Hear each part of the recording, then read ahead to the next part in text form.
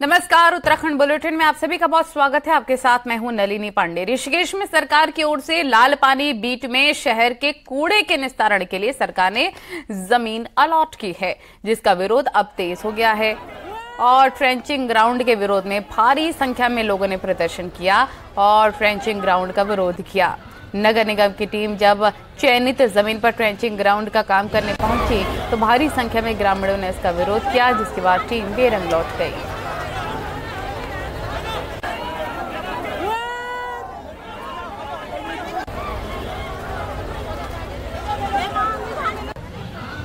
मना कर चुके हैं, फोर्स लाए कुछ लाए, हमारा एक ही यहाँ पे कूड़ेदान नहीं बनेगा। और इनको जब बैठक हुई थी दिखा दिया था कि जो फॉरेस्ट का नक्शा है उसमें ये जो आबादी क्षेत्र है जंगल दिखा रखा है, जो नॉर्म्स के विरोध है। कोर्ट में अगर इन्होंने अपना कागज रखे होंगे तो इन्होंने कोर्ट को भी बरगलाया है। कूड़ा घर बनाया जा रहा है, उस पर सटीक लगा हुआ आबादी क्षेत्र। क्या अनिता ममगाई को ये नहीं दिखा कि यहाँ पे लोग रहते हैं? वो वहाँ से अपने क्षेत्र से तो कूड़ा हटा रही है, क्या ये उनका क्षेत्र नहीं है? उत्तराखंड में बेरोजगारी और रोजगार एक मुद्दा रहा है। बीजेपी सरकार का दावा है कि उसने पिछले 1.5 साल में सबसे अधिक सरकारी नौकरियां दी हैं, लेकिन कांग्रेस इसे इत्तेफाक नहीं रखती।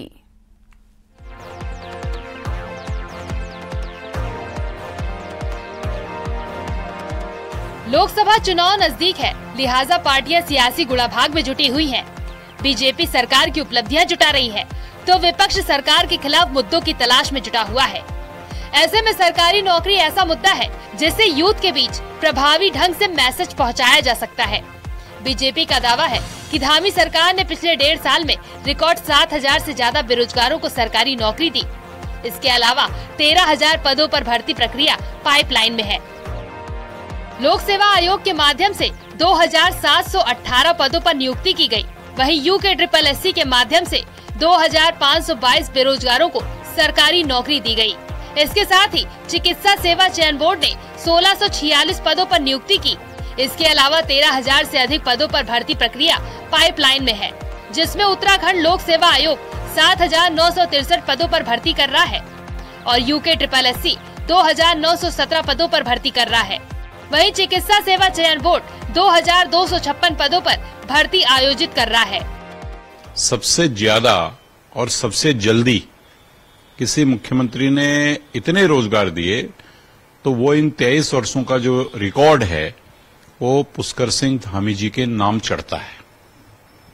इसीलिए हम कहते हैं कि युवा मुख्यमंत्री, युवा संकल्प, युवा जोश। कांग्रेस बीजेपी के जारी किए गए आंकड़ों को पचा नहीं पा रही है। कांग्रेस का कहना है कि ये सफेद झूठ है। कांग्रेस बीजेपी को चुनौती दे रही है कि वास्तव में अगर इतने लोगों को सरकारी नौकरी दी गई तो वो विभागवार भी आंकड़े जारी करें। किस विभाग में नौकरी जरा विभागवार बता दें। LT शिक्षकों की नियुक्ति आज तक नहीं हुई। बंदरोगा का कोर्ट में मामला फंसा हुआ है।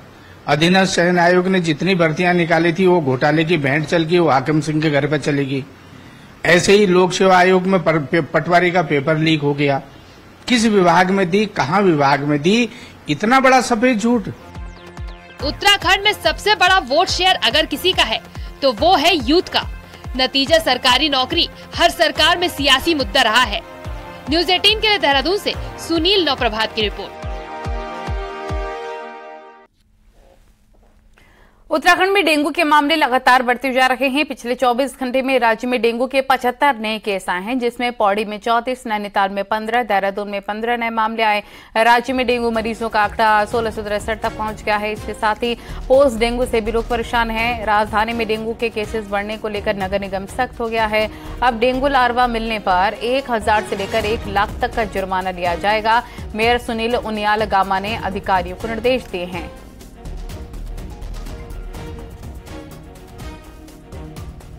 लार्वा मिलने पर अब जुर्माना भी लगेगा। ये बड़ी खबर आपको बता दें, 1,000 से लेकर 1 लाख तक का जुर्माना लगेगा। और ये जरूरी भी है क्योंकि देखिए लगातार नए केसेस सामने आ रखे हैं और लोगों को जागरूक होना जरूरी है। नैनीताल में 15, दूर में 15 नए केस आए हैं और सबसे ज्यादा देखिए 34 नए केस आए हैं पौड़ी से, यानी कि पिछले 24 घंटे में 75 नए केस आ चुके हैं। 1663-64 अब केस पहुंच चुके हैं। आप देख सकते हैं बेड पूरी तरीके से भरे हुए हैं। अस्पतालों में भी हालांकि व्यवस्थाएं होने का दावा किया जा रहा है। विशाल गर्ग हमारे सहयोग की तमाम जानकारी के साथ हमारे साथ लाइव जुड़ गए हैं। विशाल, लगातार नए केसेस सामने आ रहे हैं डेंगू के। अगर पिछले 24 घंटे की बात करें तो 75 नए केस सामने आ गए और सबसे ज्यादा पौड़ी में अभी तक 34 केस 24 घंटे में मिल चुके हैं। फिलहाल क्या अपडेट आपके पास, और बताइए कि अस्पतालों में कैसी व्यवस्था है?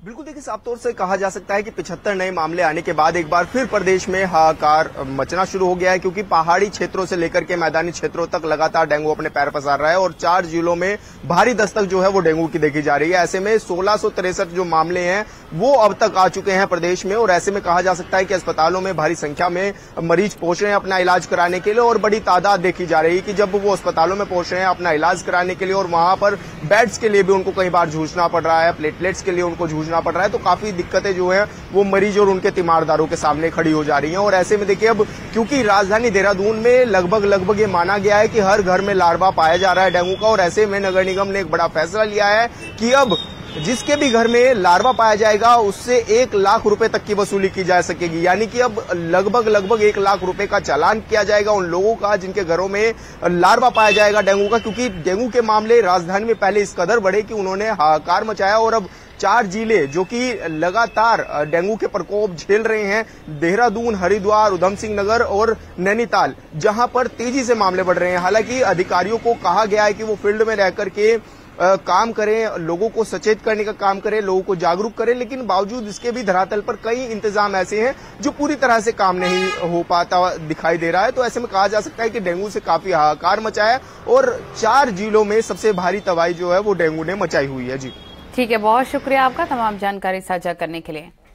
आगे बढ़ते हैं, देहरादून से खबर है। सीएम पुष्कर सिंह धामी आज से एमपी राजस्थान के दौरे पर रहेंगे। एमपी राजस्थान में सीएम धामी चुनाव प्रचार करेंगे। आज सुबह 11:15 बजे एमपी सीएम धामी पहुंचेंगे। दोपहर 2 बजे एमपी के खुरई में जनसभा है। वहीं पर शाम 4 बजे एमपी के बीना में जनसभा सीएम धामी करेंगे। 20 सितंबर को राजस्थान में सीएम धामी चुनाव प्रचार करेंगे। राजस्थान की 4 विधानसभाओं में प्रचार सीएम धामी करेंगे। 21 सितंबर को सीएम देहरादून वापस लौट जाएंगे।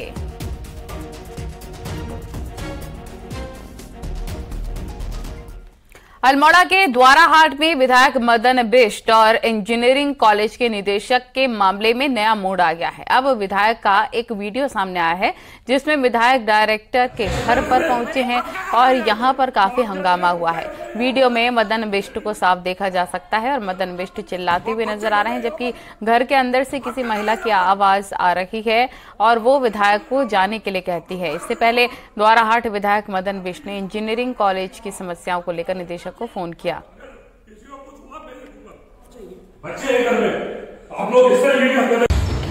अरे अरे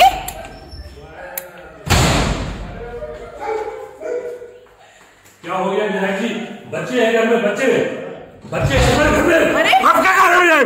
क्या आप क्या कर रहे हैं? बच्चे घर में यहाँ पर। रुड़की में युवकों के बीच मारपीट का एक वीडियो वायरल हो रहा है जिसमें मामूली कहासुनी के बाद जमकर मारपीट हुई थी। वीडियो 12 सितंबर का बताया जा रहा है और पुलिस सीसीटीवी फुटेज के आधार पर जांच कर रही है। फिलहाल 3 युवकों को हिरासत में लिया गया है।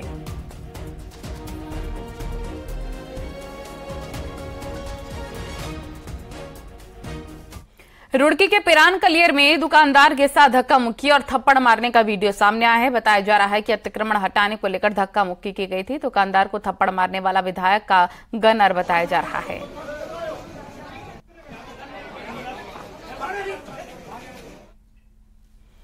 उत्तराखंड एसटीएफ ने अंडरवर्ल्ड डॉन छोटा राजन के करीबी को गिरफ्तार किया है। भारत नेपाल बॉर्डर से दीपक सिसोदिया को अरेस्ट किया गया। दीपक सिसोदिया को मुंबई में पत्रकार जेडे की हत्या में उम्र कैद की सजा सुनाई गई थी। पैरोल पर बाहर आने के बाद दीपक फरार हो गया था और 1 साल से नेपाल में छिपा हुआ था। मुंबई पुलिस की तहरीर पर हल्द्वानी पुलिस ने मुकदमा दर्ज करके दीपक सिसोदिया पर 25,000 का इनाम घोषित किया था। दीपक सिसोदिया को 2011 में मुंबई में हुए पत्रकार जेडी हत्याकांड में उम्र कैद हुई थी। पिछले साल जनवरी माह में मुंबई की अमरावती सेंट्रल जेल से पैरोल पर छूटकर हल्द्वानी आया था। इसके बाद वो वापस नहीं लौटा और नेपाल में छिपने का ठिकाना बना लिया था।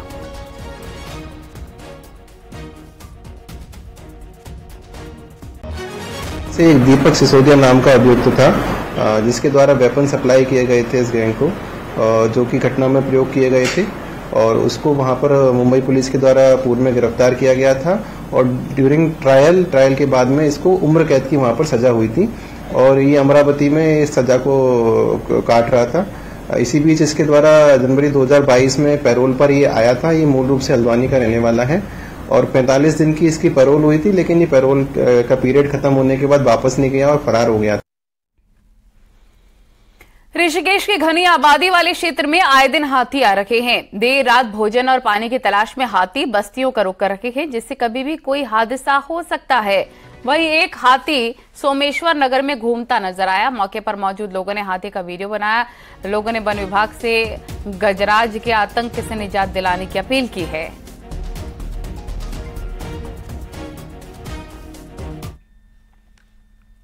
उत्तरकाशी के दयारा बुग्याल में हर साल बड़ी संख्या में आवारा पशुओं को छोड़ा जाता है, जो बुग्यालों को काफी नुकसान पहुंचाते हैं। इसके अलावा वन गुर्जरों के पशु भी बुग्यालों को भारी नुकसान पहुंचाते हैं। ग्रामीणों ने वन विभाग से मांग की है कि आवारा पशुओं के साथ गुर्जरों के पशुओं पर प्रतिबंध लगाया जाए, ताकि दयारा बुग्याल की मखमली घास को नुकसान न पहुंचे। आपको बता दें कि दूर दूर से सैलानी दयारा बुग्याल आते हैं, लेकिन पशु बुग्याल की सुंदरता को खराब कर रहे हैं।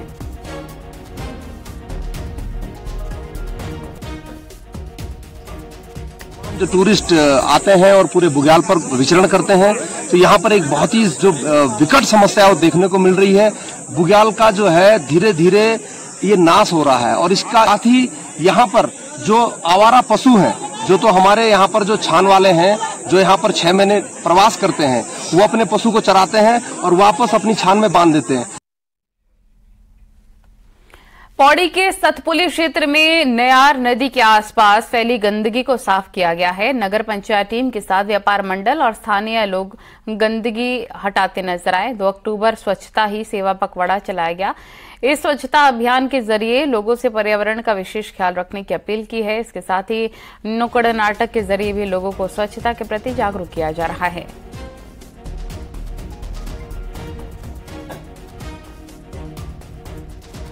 सफाई अभियान नगर पंचायत सतपुली द्वारा चलाया जा रहा है। ये विशेषकर लोगों को जागरूक करने के लिए किया जा रहा है, क्योंकि पहले भी हम लोग काफ़ी प्रयास कर चुके हैं, लेकिन मैं मानता हूं कि जब तक हमारी जनता जागरूक नहीं होगी, तब तक हम सही रूप में सफल नहीं हो पाएंगे। चमोली के पगनों गांव में एक मकान भरभराकर ध्वस्त हो गया। पिछले कई दिनों से मकान के ऊपर लगातार भूस्खलन हो रहा था, जिससे न सिर्फ ये मकान बल्कि पूरे गांव का खतरा मंडराता नजर आया और अब मकान पूरी तरह से ध्वस्त हो गया है। तस्वीरों में आप देख सकते हैं कैसे मकान अचानक से धराशायी हो गया। इस दौरान हालांकि आसपास कोई नहीं था, क्योंकि सुरक्षा के नजरिए से मकान पहले ही खाली करा लिया गया था, लेकिन कुछ ही सेकंड में पूरा घर ध्वस्त हो गया।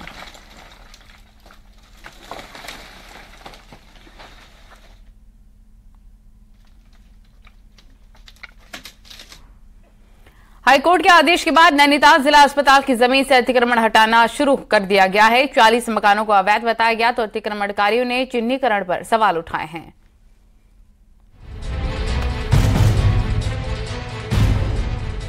नैनीताल में अतिक्रमण पर बुलडोजर की कार्रवाई तेज हो गई है। बीडी पांडे जिला अस्पताल की जमीन से अतिक्रमण को हटाया जा रहा है। 3 जेसीबी मशीनों के साथ 250 मजदूरों को ध्वस्तीकरण में लगाया गया है। भारी सुरक्षा के बीच कार्रवाई चलती रही और एक के बाद एक घरों को ध्वस्त कर दिया गया। हालांकि अतिक्रमणकारी जमीन पर खुद का दावा कर रहे हैं। अपनी लिस्ट, अपनी जो उन्होंने लिस्ट बनाई उसी के हिसाब से काम कर लो। थोड़ा सा टुकड़ा तो छोड़ दो हमारे लिए।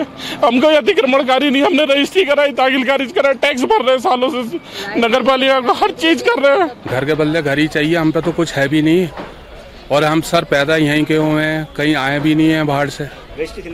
हाँ, रजिस्ट्री, दाखिल खारिज, NOC सब था यहाँ पर। दरअसल साल 1949 के दौरान ये पूरी जमीन इंपीरियल बैंक की थी। बाद में बैंक से इसे जिला अस्पताल ने खरीद ली, जिसमें से 3,500 वर्ग मीटर की जमीन को KMVN को रोपवे के लिए दे दी। जब बाकी बची जमीन पर धीरे धीरे लोगों ने कब्जा करना शुरू कर दिया और रजिस्ट्री तक अपने नाम करा ली। साल 2014 के बाद से ही हाई कोर्ट इस जमीन को खाली कराने का आदेश देता रहा। बाद में मामला सुप्रीम कोर्ट तक भी पहुंचा, लेकिन अतिक्रमणकारियों को कहीं से भी राहत नहीं मिली। वो चीजें सब पहले देखी जा चुकी हैं। लोगों ने चार्टर लॉज में रजिस्ट्री कराई है और बीडी पांडे की जो भूमि है उसमें कब्जा किया हुआ है, ये पहले कोर्ट में देखा जा चुका है और डिसाइड हो चुका है। सरकारी जमीन पर कब्जा कोई एक दिन में नहीं होगा और न ही रातों रात लोगों के घर खड़े हो गए। धीरे धीरे किए गए कब्जे पर वो अधिकारी भी उतने ही दोषी हैं, जिन्होंने सरकारी जमीन की रजिस्ट्री लोगों के नाम कर दी। न्यूज़ 18 के लिए नैनीताल से वीरेंद्र बिष्ट की रिपोर्ट। सीएम धामी के अतिक्रमण पर सख्त रुख के बीच हल्द्वानी में कुछ ऐसा हुआ जिसके कारण यहां के मेयर और कांग्रेस के विधायक आमने सामने आ गए हैं। और तो और कांग्रेस विधायक के लॉन तक को मेयर ने अतिक्रमण किया हुआ बता दिया और मामला हाईकोर्ट तक पहुंच गया है।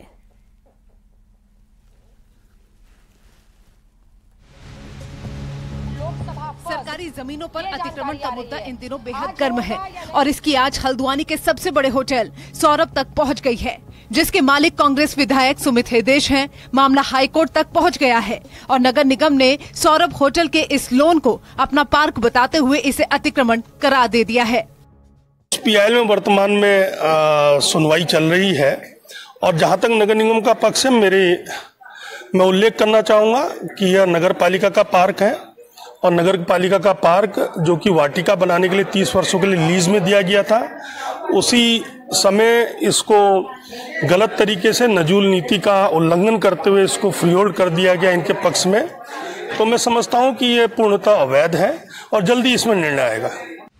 क्योंकि नगर निगम में बीजेपी का कब्जा है, ऐसे में कांग्रेस विधायक के होटल के लोन का हवाले से बड़ी